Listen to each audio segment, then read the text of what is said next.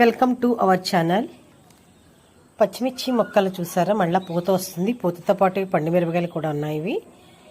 ఇవి చెట్లు మనం ఎన్ని కావాలని కోసం మిగతా అలా ఉంచేస్తే పండు మిరపకాయలు అయ్యి తాలింపులు తెలుసు పనిచేస్తాయి. ఎండబెట్టుకుంటే కొయ్యాలి ఒకసారి వీటిలన్నిటిని కలిపి. మళ్ళీ అలాగే ఎర్ర తోటకూర, ఇది మొన్న వర్షానికి గింజలు పడిన కాడల్లా మొక్కలు వచ్చేసినాయి. దాని ఫలితంగా గోంగూర చాలా వచ్చిందనమాట.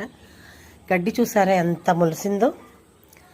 దున్నేసిన తర్వాత గడ్డి మొలిసి మన ఇంటి ముందు కొంచెం ప్లేస్ ఉంటే ఆ ప్లేస్లోని ఇద్దరు గోంగూర పడి ఉన్నాయి. ఆ విత్తనాలు పడి వాటంతటా అవే మొక్కలు మొలిసినాయి. చూసి కొద్దిగా గోంగూర కొద్దామని పచ్చడికి కోసాను. చాలా బాగా వచ్చింది.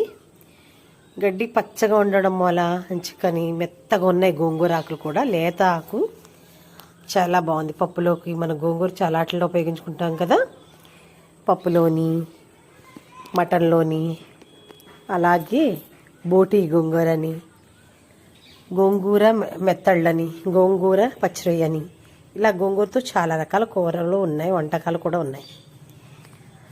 అదే చూసారు ఎంత పచ్చగా ఉందో. అలాగే నేను గమనించింది ఏంటంటే ఈ ఆకుల మీద నీటి బొట్టులు చూడండి ఎంత బాగున్నాయి, ముత్యాలు పరిచినట్టు చాలా అందంగా ఉన్నాయి కదా.